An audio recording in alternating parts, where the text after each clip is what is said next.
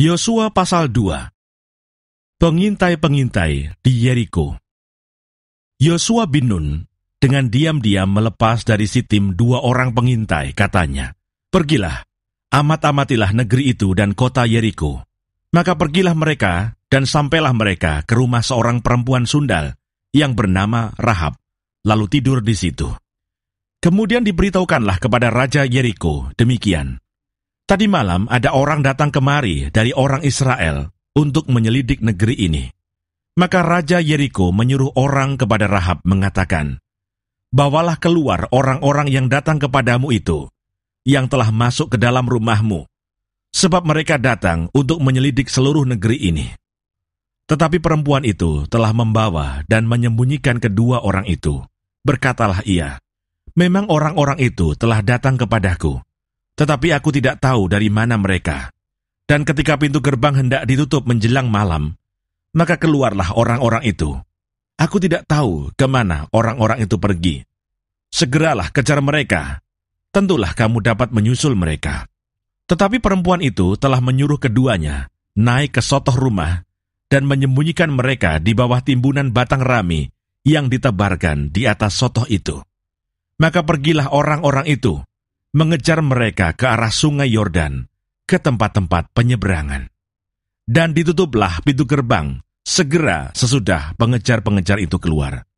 Tetapi sebelum kedua orang itu tidur, naiklah perempuan itu mendapatkan mereka di atas sotoh dan berkata kepada orang-orang itu, "Aku tahu bahwa Tuhan telah memberikan negeri ini kepada kamu, dan bahwa kengerian terhadap kamu telah menghinggapi kami, dan segala penduduk negeri ini gemetar menghadapi kamu.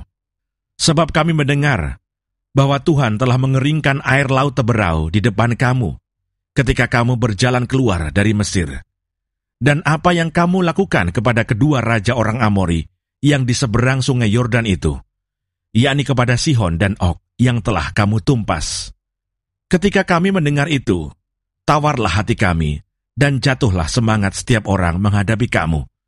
Sebab Tuhan Allahmu, ialah Allah di langit, di atas, dan di bumi di bawah. Maka sekarang bersumpahlah kiranya demi Tuhan, bahwa karena aku telah berlaku ramah terhadapmu, kamu juga akan berlaku ramah terhadap kaum keluargaku. Dan berikanlah kepadaku suatu tanda yang dapat dipercaya, bahwa kamu akan membiarkan hidup ayah dan ibuku, saudara-saudaraku yang laki-laki dan yang perempuan, dan semua orang-orang mereka, dan bahwa kamu akan menyelamatkan nyawa kami dari maut."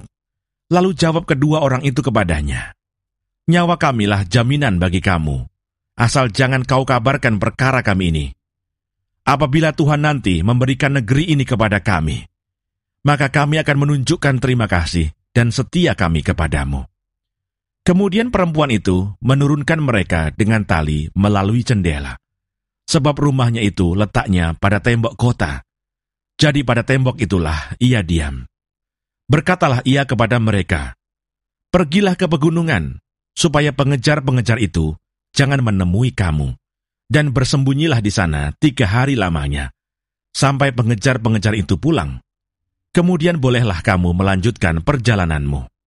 Kedua orang itu berkata kepadanya, "Kami akan bebas dari sumpah kami ini kepadamu, yang telah kau suruh kami ikrarkan. Sesungguhnya, apabila kami memasuki negeri ini, haruslah tali dari benang kirmisi ini kau ikatkan pada jendela, tempat engkau menurunkan kami, dan ayahmu serta ibumu, saudara-saudaramu, serta seluruh kaum keluargamu, kau kumpulkan di rumahmu.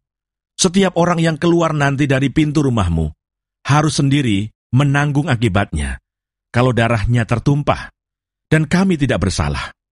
Tetapi siapapun juga yang ada di dalam rumahmu, jika ada orang yang menciderainya, kamilah yang menanggung akibat pertumpahan darahnya.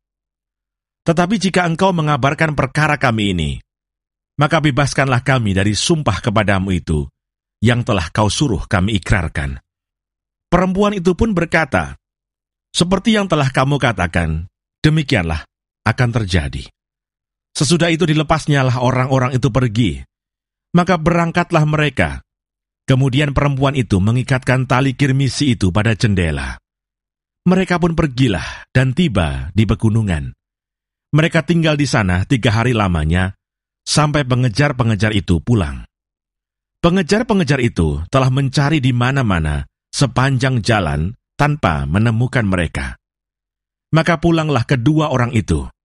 Mereka turun dari pegunungan, lalu menyeberang dan sampai kepada Yosua bin Nun.